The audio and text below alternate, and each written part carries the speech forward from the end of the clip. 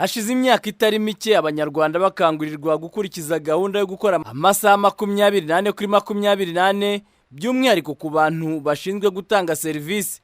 Icyakora iyi gahunda bisa naho higoye kuyigeraho bitewe n'impamvu nyinshi zitandukanye. Iri ku isonga ngo ni imyumvire y'Abanyarwanda bakigoye no kwiyumvisha ibyo gukora amasaha y'ijoro. Nubwo bimeze bityo ariko hari naho abayobozi batungwa agatoki mu kudindiza iyi gahunda. Urugero n'urutangwa n'abanyonzi bakorera mu mujyi wa Musanze bavuga ko batemererwa kurenza saa 12 bari mu kazi kubera ngo guteza impanuka. Uguhera saa 12 za mu gitondo ugafunga saa 12 za nimugoroba. Iyo urengeje iminota 15 20 nuko gufatira igare bakarire ku rutanzi ibihumbi 3.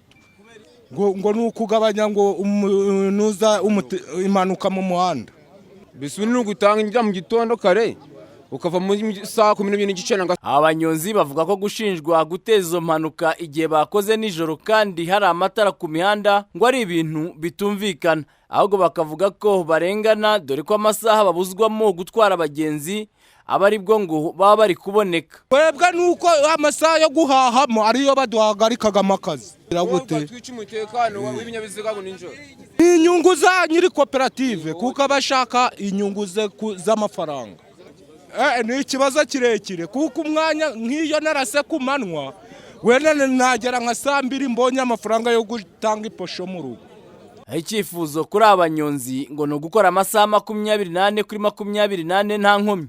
Amasaha 24 kuri 24 kuko amatara arahari kandi amatara perezida yaraduhaye iterambere. Ibyifuzo by'abanyonzi ariko bisa n'ibyamaze kuburizwamo nk'uko umuyobozi wa koperative y'abanyonzi CVM Ngayaberura Kazimir abivuga. Amagare akora akava mu gitondo kugeza ku 12:30 ni imyanzuro yavuye ku bufatanye bwa koperative n'inzego z'umutekano ndetse n'akarere dukoreramo no mu buryo bwo gucunga umutekano kubera ko uburyo igare riteye ntabwo rifite ubushobozi bwo gukora mu masaha y'ijoro byatezaga impanuka cyane abantu bakaza ubuzima. Ku ruhande rw'abanyonzi ariko ibi ntibabikozwa kuko nabo ngo bakorera ahari amatara ku mihanda gusa. Natwe ntabwo dukoreraga mu nkengero z'umujyi. Nubwo ubuyobozi bwa koperative CVM buvuga ko iki cyemezo cyafashwe ku bufatanye n'akarere, umuyobozi w'aka karere Habyarimana Jean Damascene avuga ko iki kibazo batarakiganiraho ahubwo akemeza ko aribwo bagiye kubishyira muri gahunda. Gusa kuba baba bafite ikibazo cyo ntabwo turakiganiraho, turamutse byari twakiganira kandi tukagira umurongo ko Abanyarwanda bose mu bikorwa bakora baba basabwa ko bakora igihe cyose amasaha 24 kuri 24 nk'uko bivuga.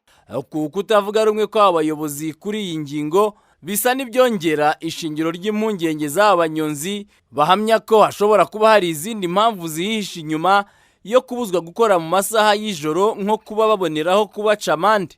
Ibi bakabishingira ku kuba ahandi mu gihugu cyane cyane mu bice by'imijyi abanyonzi baho ngo bakora amasaha yose.